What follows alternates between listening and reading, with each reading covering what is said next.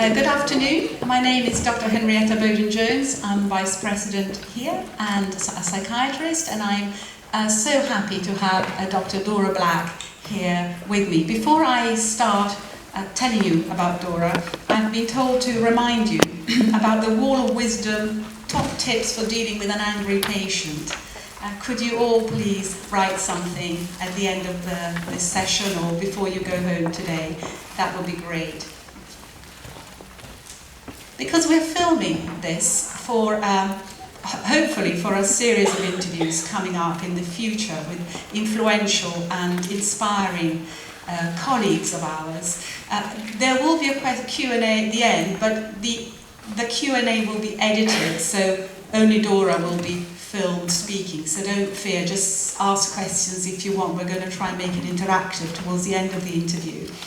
So just a few words to say that I met Dora at the Royal College of Psychiatrists one night for a social event, and I liked her so much I started following her around the room, and I then offered myself as her companion to walk back to the tube. She had no need for one of those at all. It wasn't even that late, but she agreed. So I ended up on the tube underground carriage with her, sitting next to her, chatting. And then I had this insane moment when I thought, no, I'm not going to let you get off. I want to hold on to you here. I want to talk to you some more. And realise that, you know, being a psychiatrist, she was going to start thinking I was pretty weird, despite being a colleague. So I let her go, but I did say that I was going to try and involve her at some point in the future with MWF. And MWF was not new to Dora. But let me sit down now, and I've got a little introduction, and I'd like to read that out so that it sort of is something that we can keep for as part of the film.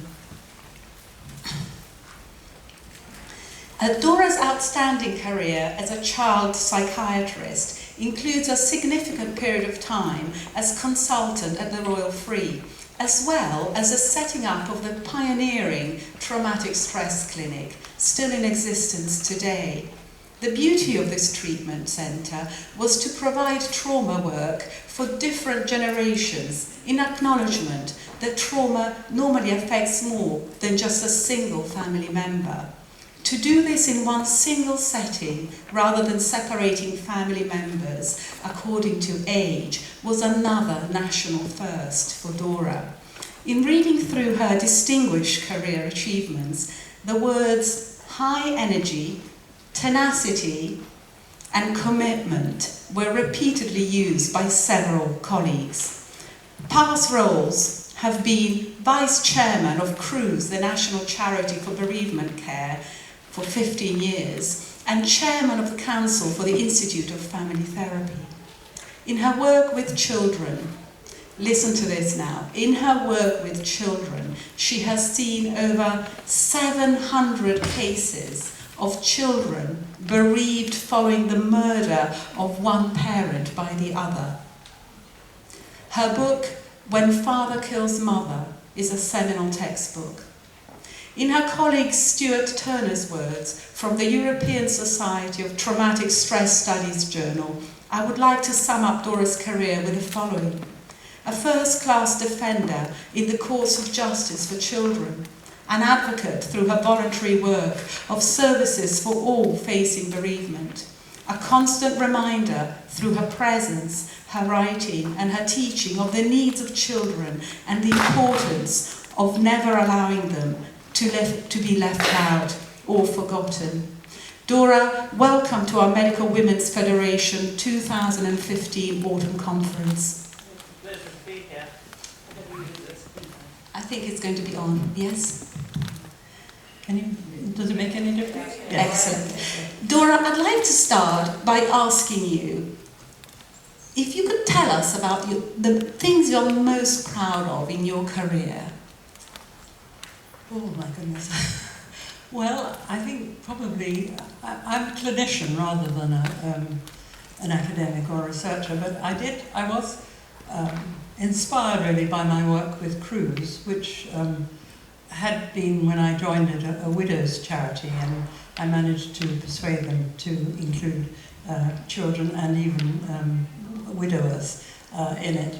And I was inspired by that to do some research on how we could best help children who had been bereaved by the death of a parent. And that led me to set up eventually the clinic, the traumatic stress clinic, at the first at the Royal Free and then as a more independent clinic, still NHS, for children who had suffered psychological traumas of all kinds. But we found ourselves with this large group of children as a result of the fact that I was known to be interested in bereaved children, this large group of children where one parent had killed the other. So they were bereaved suddenly and hideously. So I think that's probably one of the things I am most proud of, that we pioneered that work, because we were the first clinic that was set up specifically for children who had been psychologically traumatized in the UK. I mean, they've been doing it in America for quite a long time. And in fact, in America, they've got 50 clinics countrywide just for children who've been traumatized.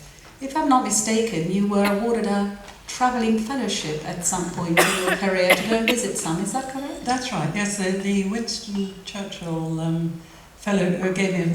Foundation gave me a fellowship to go and see what they were doing in America, and that was before all those shootings in school and so on that had and the 9/11 and so on.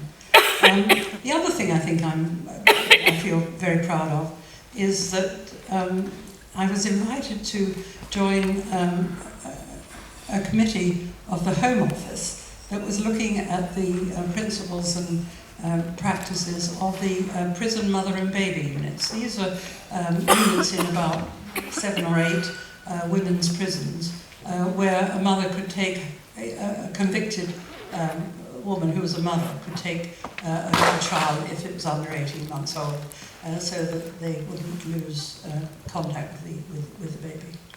And I was invited to join that committee that was looking at the practices. And when I joined it, they really saw themselves as a facility for mothers to look after their babies. So they provided the nappies and they provided the food, but they didn't provide anything else, apart from the premises, of course.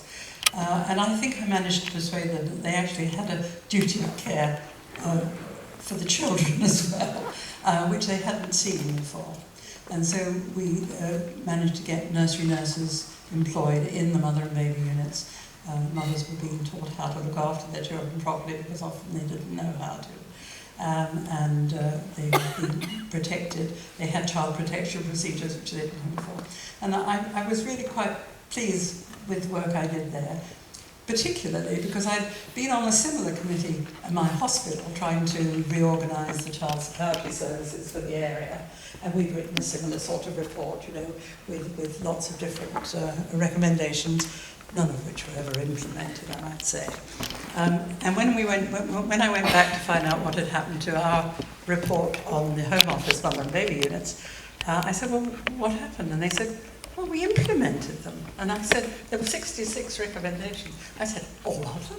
And they said, well, there are 1 or 2 more that we haven't yet done, but by and large, yes. Wonderful. That's beautiful to hear. All this talk about children and childhood makes me I have to ask you, being a psychiatrist, can we sort of go back a bit and talk a little bit about the origins of you as an individual, as someone who decided to study medicine? For example, did you have people in your family who were doctors, or did you start a new trend in your family? Can you tell us a little bit about who your role models were when you were growing up? Well, I was the first person in my family to go to university. My grandparents emigrated from Russia and Poland in the late 19th century. So, there was a struggle to gain a foothold in this country. I went to a state grammar school, as they were in those days, and I was was quite clever at school, and I was particularly interested in science, and I hadn't really formulated an idea of doing medicine until I got into the sixth form. And I found myself having been put not in the science sixth, but virtually in the medical sixth. And I thought, well, that sounds interesting. So that's how I began to do medicine. No, I had no doctors in my family. So it was academic talent, essentially, that got you streamed. Yes. So in 1950, you qualified, is that right? No, or you started? I started in 1950. 1950. And in 1947, you talked about the government having implemented some changes nationally in relation to female medical students. Well, yes, because, many of the medical schools in London didn't take any women medical students at all. And in 1947, the government asked all medical schools to take women as well as men. And the Royal Free responded by halving the number of women they took, because they took 50% men and 50% women, which I never forgave them for. And the other medical schools in London took a few token women, I think so 10, 12. I went to Birmingham Medical School, and they were taking 25% women, which in 1950 was quite a good proportion. But at least all the medical schools in London had to take some women. So it's wonderful for us to hear this historical narrative really coming from you, as particularly in relation to the things we've heard today. So a little bit about being a mother, and we want to know how you managed to deal with your career. I know that you've written a lot, you've published books, you've written several chapters for textbooks. When was the most productive phase of your life, and how did you deal with these children that you were trying to raise whilst doing your job at a time when it wasn't so common? Well, I had 3 children. I thought it would be a good idea to have one's children very close together so you could get it over and done with quickly, but that was a great mistake. As probably some of you have already learned. So I had 3 children in 3.5 years, I think, something like that. But I did work. I had chosen a profession in which I could work part-time, and that was probably the most sensible thing I did. And so I was able to get jobs which, I worked in Watford and St Albans child guidance clinics 4 sessions a week, and I was able to manage that, with children. And there wasn't any, we weren't on duty at nights or weekends or anything like that. So that was good.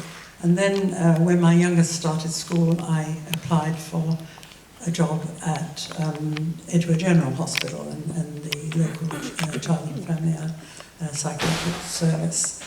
My first job, by the way, wasn't a consultant job. It was a senior hospital medical officer, I think. But then in 1966, the government abolished senior hospital medical officers. And so everybody in that post had to be either upgraded or downgraded. And we had to have a proper, appointments committee with all the people you have to have on appointments committee. And I was upgraded. Very good to hear. So I really slipped in really without any competition for my first consultant job, which was really rather nice, where it wouldn't happen nowadays. So then my plan was that because I was a hospital mental health officer, theoretically I could retire at the age of 55, I think it was, with a full pension. And I had planned to do that and help look after any grandchildren, but the grandchildren were a long time in coming. And in the meantime, I was asked if I would apply for the job at the Royal Free, and that was full-time. And my kids were off my hands by that time, so I got that job. But going back to how did one manage the children? Well, you feel guilty the whole time. It goes with the premises, doesn't it? You always feel you should be there, or so on. But I had au pair girls who were very good and very helpful, and I had my mother, my wonderful mother, who backed me up.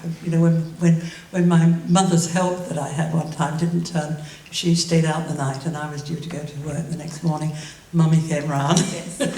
that sort of thing. So, one muddles through, one muddles through. So those things never change then. I'm sure everyone in the room could relate to that. Now, this is going to be quite a personal question. I look at your career and I think about all those dreadful stories that you heard, the children, the suffering of these children, the bereavement, the sense of loss that was pervasive throughout your years at the trauma clinic.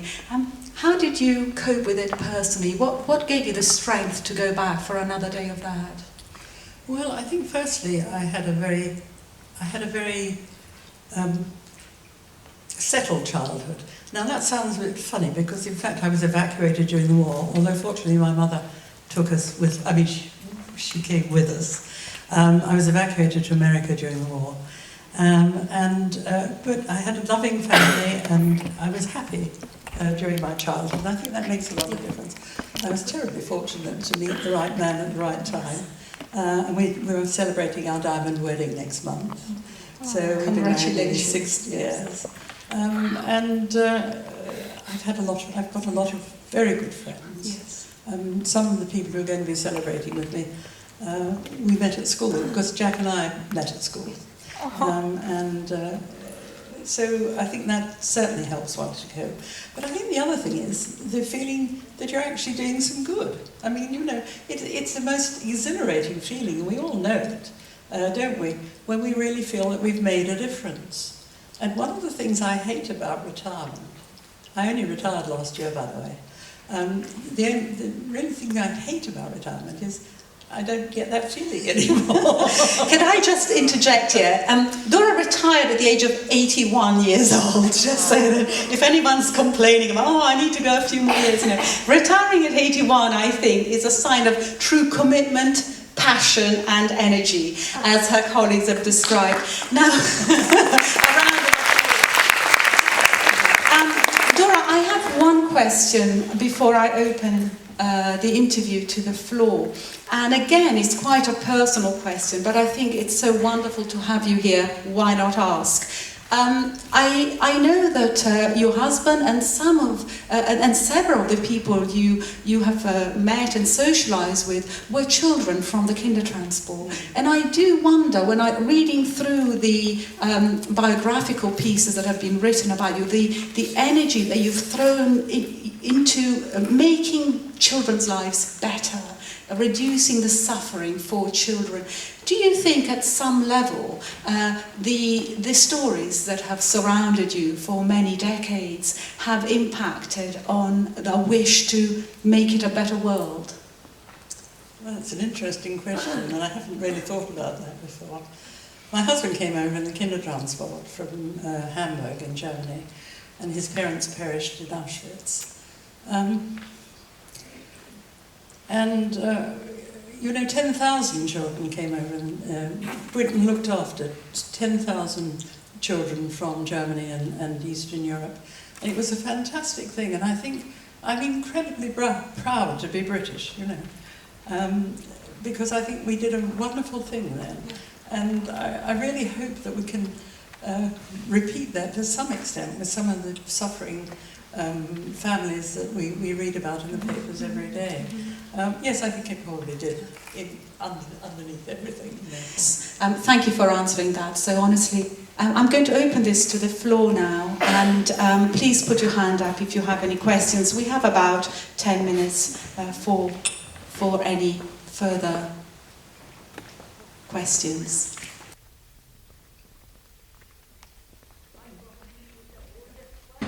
You've practiced medicine literally for several decades. What changes have you seen in the status of women doctors in your time? Well, I suppose one of the advantages of doing child psychiatry is that there were quite a lot of child psychiatrists who were women. I mean, it was obviously a career that fitted in with having a family. And so I was never the only woman, in the room kind of thing. As when I saw Susie Lishman's picture of herself as the only woman in the room, I realised that other women doctors had much more difficulty than I had. I don't think I've ever really had any serious feeling of being discriminated against or not given a fair hearing because I was a woman. So I think I've been really very, very lucky. But certainly one of the big changes there has been the number of women medical students. I mean, you know, when I used to sit on the committee at the Royal Free, interviewing medical students. And I mean, I know the Royal Free is supposed to take quite a lot of women, but I mean, I think they're now taking 80 or 90% of medical students women, which is what they should be doing, really, in my opinion. Thank you. We have one question over there. Hi, thank you again for speaking.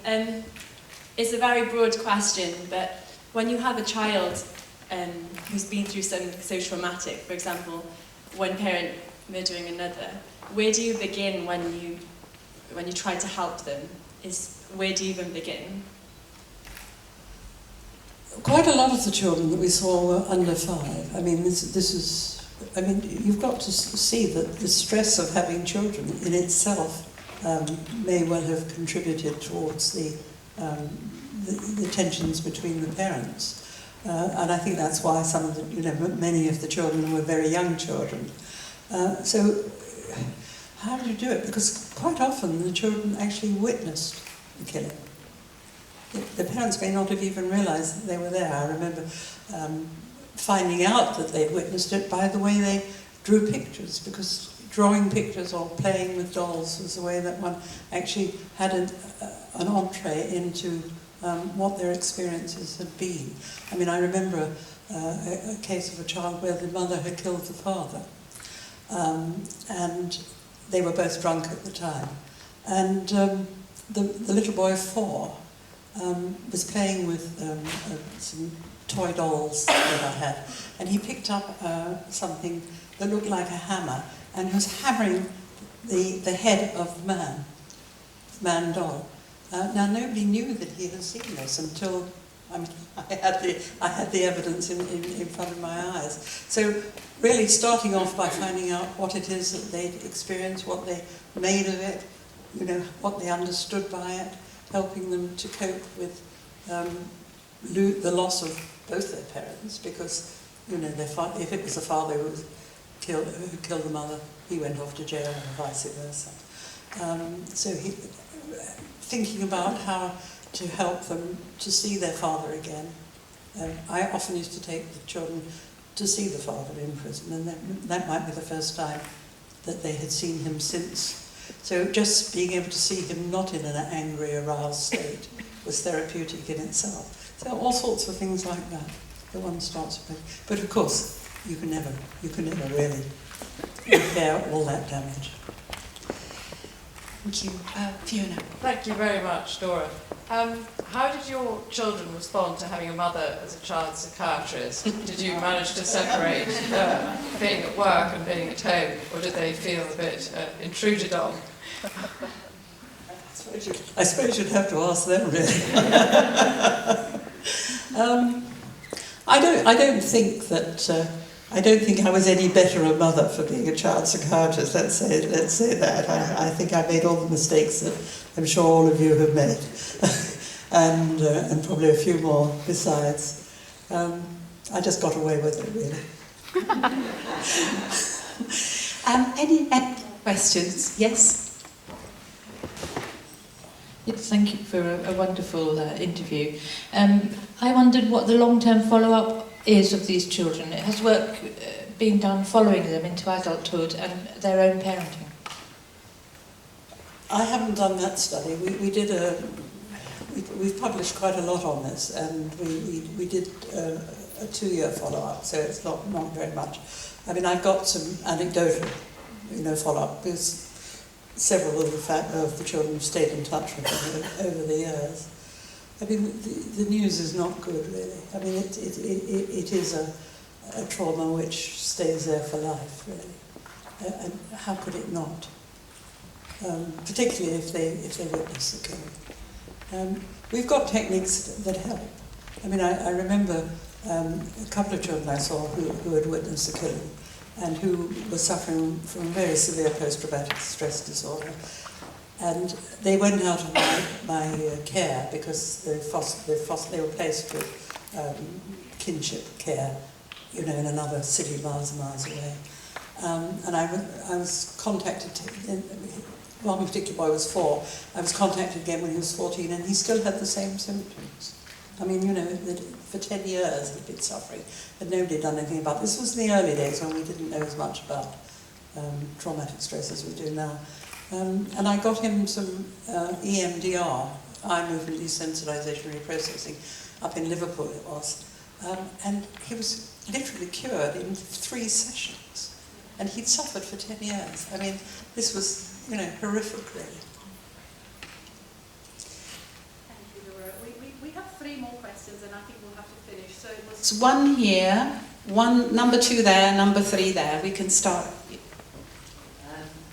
understand, I'm a paediatric gastroenterologist from Bristol, so a long way from psychiatry, and I'll probably try and read your book. Now, obviously awful thing to happen for one parent to kill the other,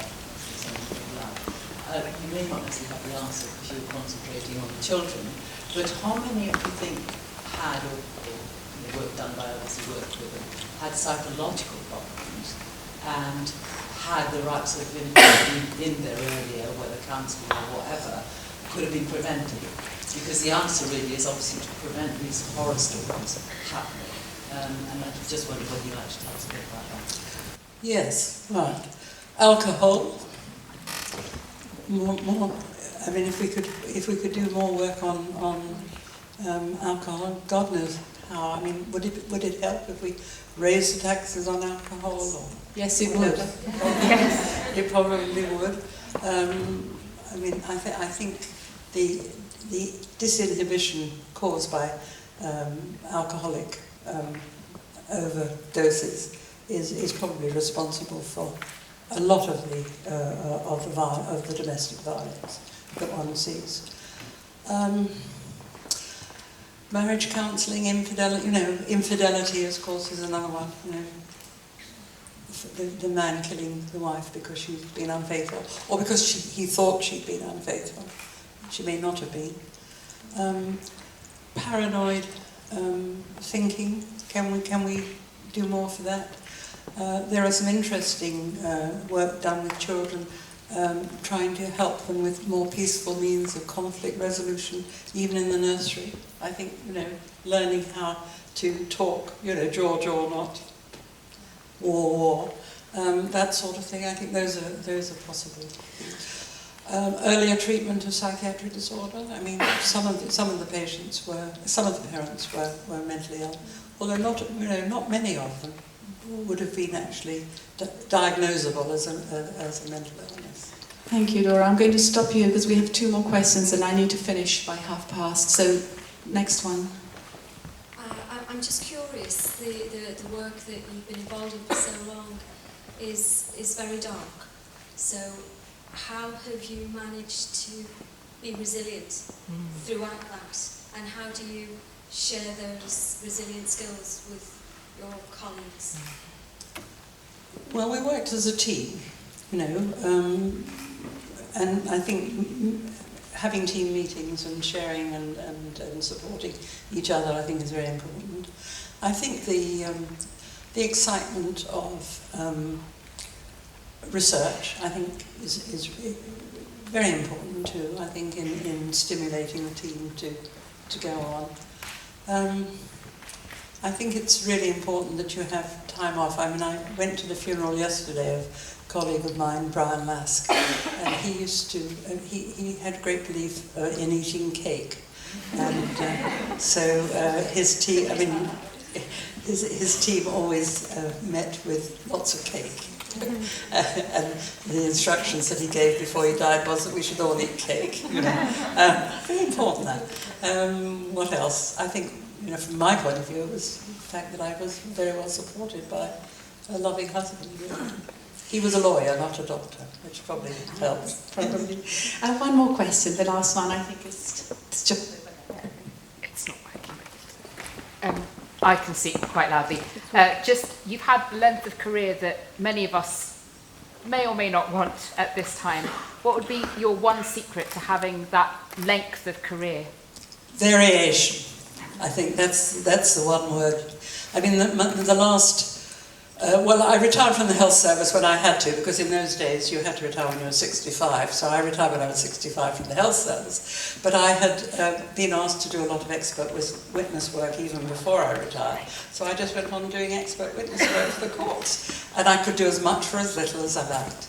So I've had a very varied career, with the last 20 years doing a lot of very lucrative, very interesting, very varied, very prestigious expert witness work.